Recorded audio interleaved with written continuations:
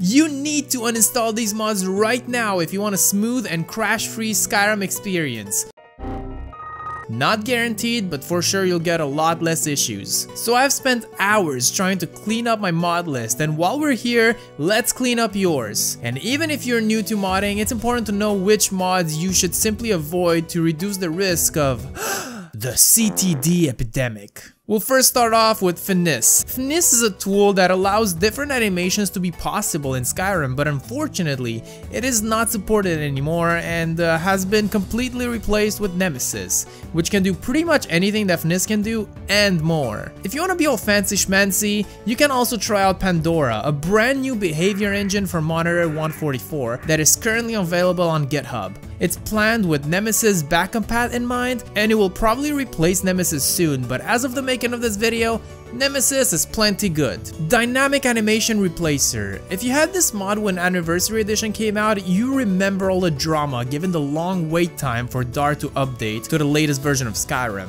And in the meantime, Open Animation Replacer came out. Basically a better mod that lets you do more things and is compatible with all the DAR mods and is open source, meaning that it's unlikely to have any update issues in the future. CBP, excuse me. Here's your senior citizen card. Use CBPC instead. It's just the same, but better and with more features like collisions. Also, you gotta get it for a thumbnail. No one can resist that thumbnail. HDT SMP. Use faster HDT SMP. I guess you can guess why. I wish there was a mod called Faster Immersive Dishes or Faster Immersive Editing.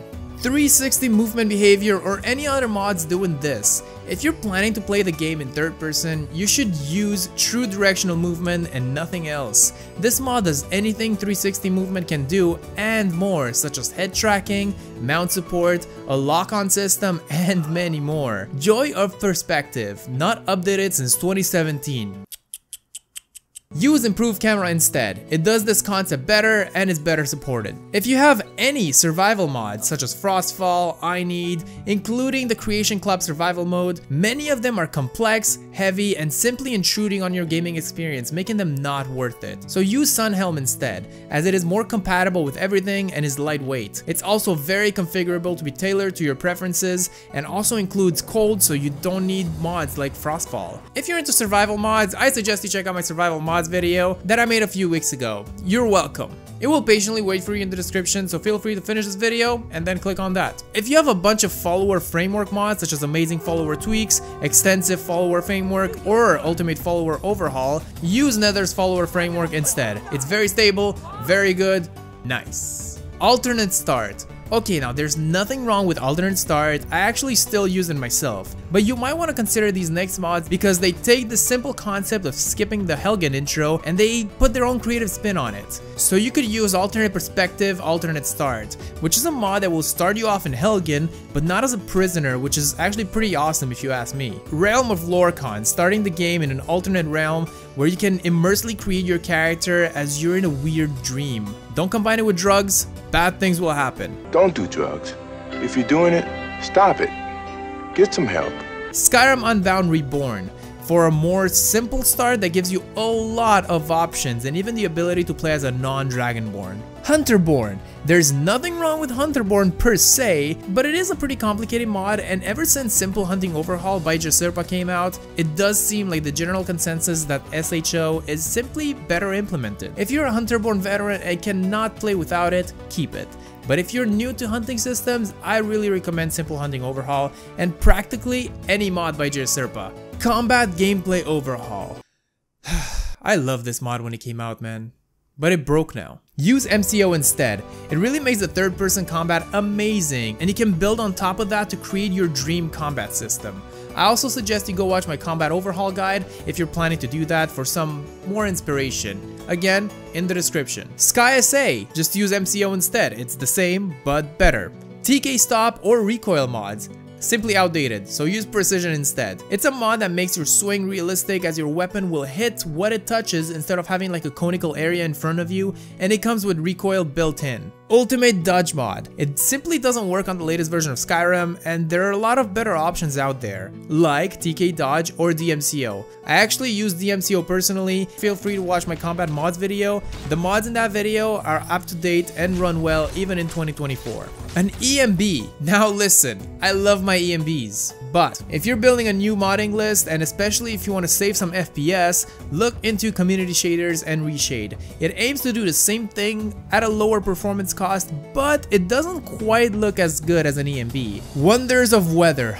Oh, where do I begin? This mod means well, but it causes a shit ton of script lag and CTDs, so you're better off not using it. The intent is to add rain splashes, shooting stars, and rainbows to Skyrim. If only there were mods that added those specific things. Well, we got splashes of storms, shooting stars, and rainbows remade. Add those instead. I know it seems a bit weird to uninstall one mod and replace it with 3 different ones, but trust me, your game will thank you. Obis, organized bandits in Skyrim. Sadly, a very messy mod that aims to add new varieties of bandits to the game. So use Lawless instead. It's less messy and better implemented in Skyrim. Populated cities, towns, and villages. NPC mods in Skyrim cause massive amount of lag and frame rate issues, not to mention crashes when you get into cities. So this is also the reason why Starfield feels dead. The engine simply cannot handle it. Also, the AI is not compatible with any city mods that you might have. And at the end of the day, they're generic NPCs and really don't add much, so you're better off just not using any mods that add such features. Interesting NPCs, or basically any other mod that adds a lot of NPCs to the game, no matter how interesting they are. Unfortunately, the mod is a crash magnet. There isn't really a sustainable way to make sure that this type of mods run well, and I guess if you want to have a clean experience, you'll have to pass, especially if you want to have many other mods on your list. If you yourself are a mindless NPC like Papa Quill, reconsider your life choices. Your parents are not proud of you, and they never will be. All geared up derivative. This mod is complicated. I managed to get it to work once. I replaced it with immersive equipment displays as that came out, and I'm never going back. IED is very lightweight and is essentially plug and play. Some other mods that work with it might require some finicking, like carry your carcasses, but trust me, it's a better alternative to all good.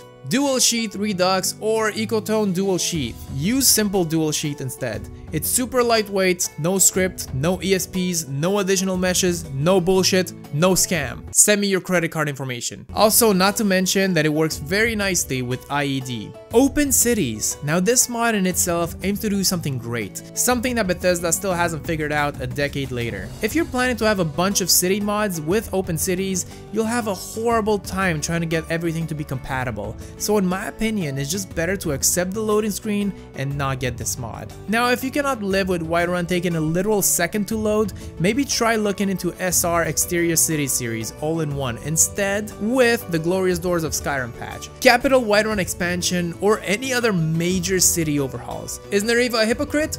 Absolutely. As many of you know, I'm a massive fan of Capital Whiterun expansion. I even recommended it in one of my recent videos not long ago. But the mod simply adds too many things to Whiterun and makes it unstable. It causes massive performance dips and sometimes even crashes, and it's incompatible with a lot of other mods. However, I will still be using it because I like it and I think it's worth it. I do think that it adds a lot of things to Whiterun indeed, but to me, they're quality, so you do what you want basically. And this goes for any other city overhauls as well. Some would say that even JK Skyrim falls into this category. And with that being said, go watch my massive city overhaul in the description.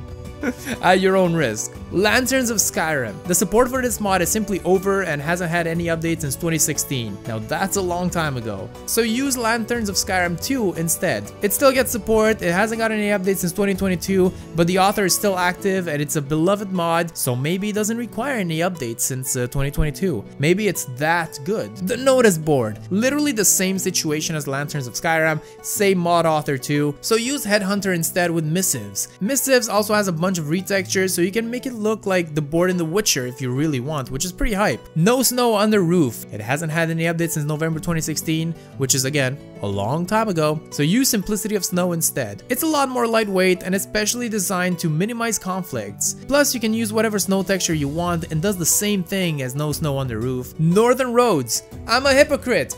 Again, I actually use and love Northern Roads. However, it's such a hard mod to recommend since it's a compatibility nightmare. I would say if you're new or you just want to get a beautiful game fast, use any other road mod such as Skyland, Blended Roads, or anything with parallax. The Parthenax Dilemma. Now this was a very popular mod back in the day. Basically allows you to tell the blades no killing Mario Dragon. Use Parthenax Quest expansion instead. It's fully voiced, it's simple and straight to the point, and it's also made by J Serpa. What could go wrong? Also, the community apparently has beef with Arthmore, the author of the Parthenax Dilemma. Smells like drama. Simply Knock. It's pretty broken and causes crashes, but you can use simpler Knock instead. It works better. If you use Unread Books Glow, reading is good, don't eat spell tomes, and any other book related mods, use Bookham instead. It's all that and more in a single mod. It also comes with animations, which is a very nice addition. And now your mod list must be cleaner and your game must run smoother.